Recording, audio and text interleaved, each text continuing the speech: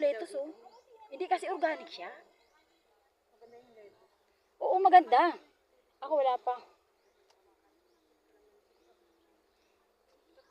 Bili pa yata si madam ng tasty dito. Ang daming tasty sa 7-Eleven.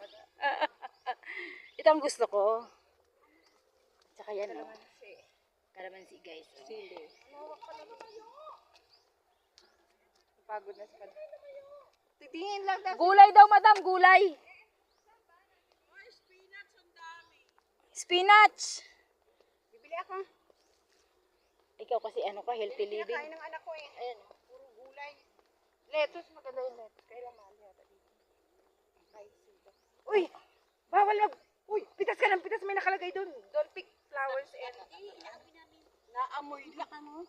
Rosemary naman ang bango na. Rosemary? Uy, meron ako yan. Grabe ang kalamansi nila. Wagas. Ay, ang dami, oh. Oo. Saan ka bibili dito gulay? Asan gulay? Ah, doon ba bilihan? Akala ko dito. Ano bibilhin mo? Mahal? Mahal? Doon ka bibili, pipitas ka, ganon. Akala ko dito. Ay, pag pipitas kayo, may kasama kayo pagdaan. Hindi para alam, hindi basta kabuli. Ah. Pipitas na organic yan. So, sarap magtanim. Lettuce. Pauwi na nga lang ng Bicol. Buto na lang magtatanim. Parang dahon ng payaba. Rambutan yan. Ah, rambutan.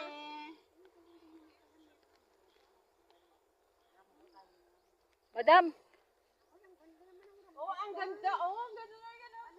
doon po pala magbabayad, pipitas ka dito.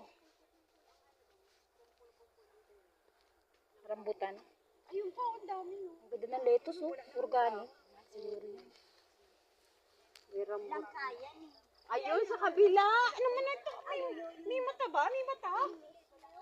Ang daming bunga ng rambutan, guys.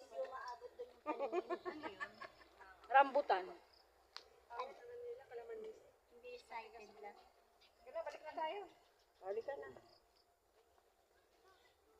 Ito ang rosemary, di ba? Yes. Rosemary. Ayan ang hirbubuena sa ubo. Ayan, ito daw. Sino may ubo, ilagay nyo lang yan sa mainit na tubig sa baso. Yan. Madali lang tumutubo. Ano yan, maselan. Ito? Oo, Sa tubig nga pwede ito, di ba? Hindi. Ano? Sa ano Kailangan talaga? sa malamig na- Oo, malamig. Sa lupa. Nagtanim ako niya, namatay eh. Oo. Kasi yung aking ano doon. Herbuvena. Sarap nito. Uy, ano? Makita ka. Ano kinuha? Kinuha mo. Makita ka. Ano? Bawal mag... Ang bango. Herbuvena sa ubo.